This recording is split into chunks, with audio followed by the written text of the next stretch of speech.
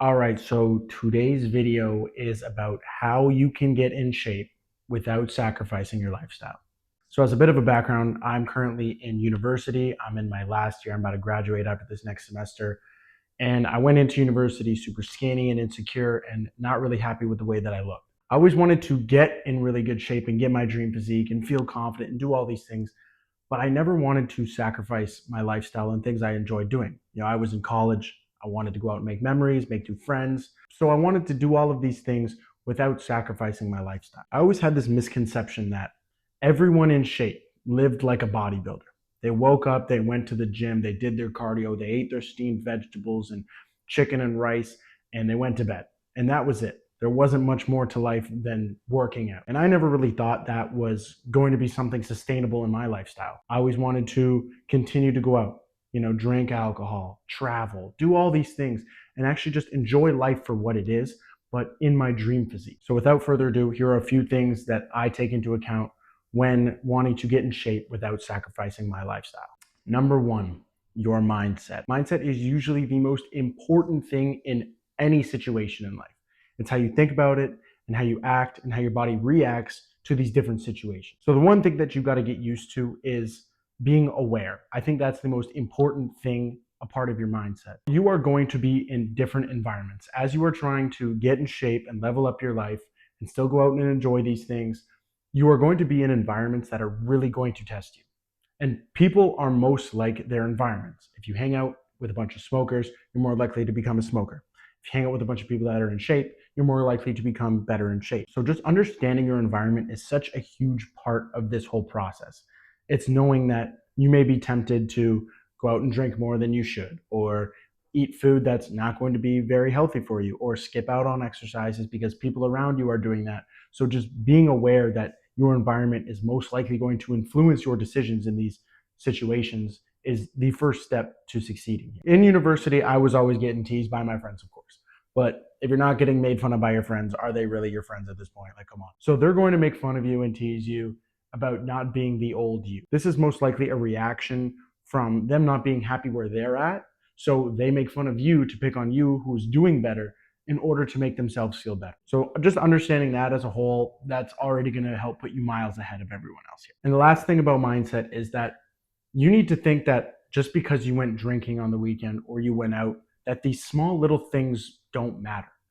Every small win you have, whether that's getting out for a workout that's mediocre, getting your steps in, eating a clean meal, or instead of door dashing some bullshit that's going to clog your arteries. Every single one of these small wins stacks and helps reduce the overall effect of your weekend out or your travel or anything like that. When you take all of this into account with your mindset, just being prepared for these things, being prepared for your meals, understanding that you're going to be in an environment that's going to push you to make poor decisions, and just making sure you stack small wins. These are all just part of how you need to think about fitness and lifestyle together rather than having one or the other. You can do both. The next thing that you need to do is to debunk this whole idea of I don't have enough time. I'm going to use my client Dylan as an example here. He was able to make this insane transformation. I mean, look at that.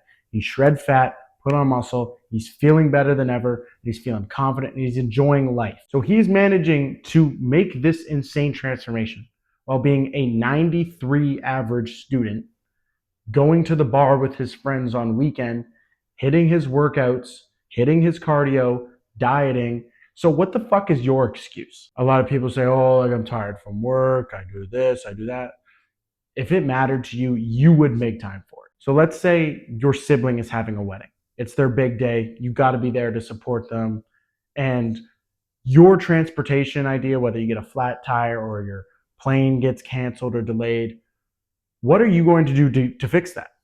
You are going to do everything in your power to try to get to that wedding. Just because of the sense of urgency around it, you have to be there. You really want to be there. You're going to make time for this wedding. You need to have that same sense of urgency with fitness if you want to make this whole balance thing work. And that's the other thing. Balance isn't 50-50. This isn't work out once, go out for drinks and dinner the next day because you earned it.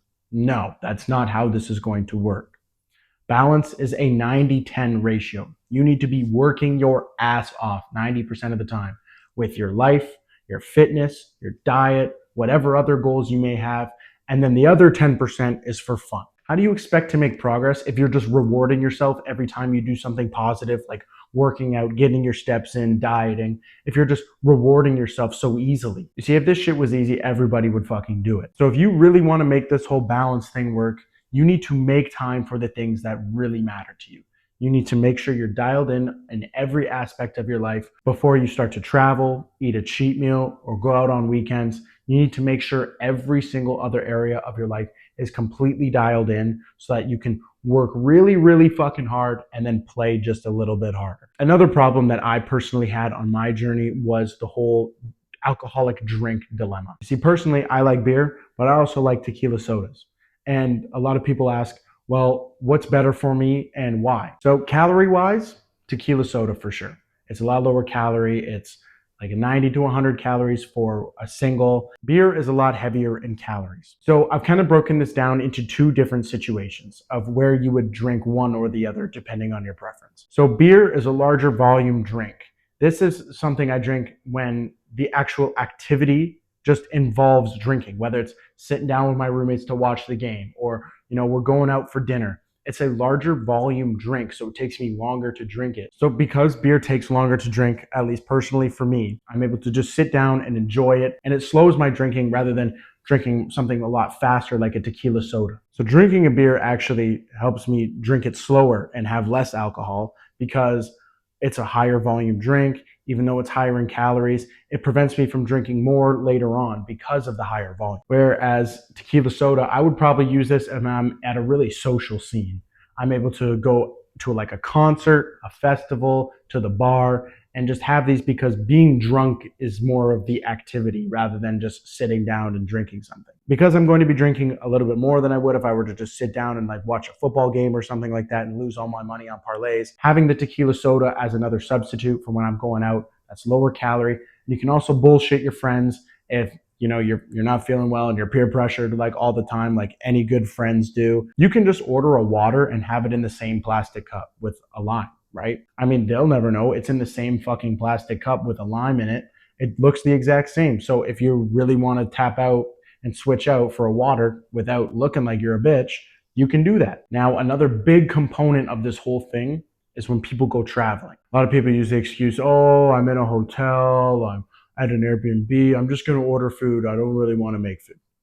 If you have the $20 to order a DoorDash meal, you have $20 to go to a nearby grocery store and get something that's actually fucking healthy. If you're going to like something like an Airbnb for the weekend, you can go stop somewhere and get something on the way and make something at home, I'm sure. Or if you're at a hotel, I'm sure there are many healthy options at the food places there. They're never normally just going to shove burgers, fries, and pizza down your throat. People just use it as an excuse to go ham and like totally forget about their diet. But like I said, if you want to make this whole balance thing work, you have to work hard and play hard. So personally, I'm big on bringing my own meals.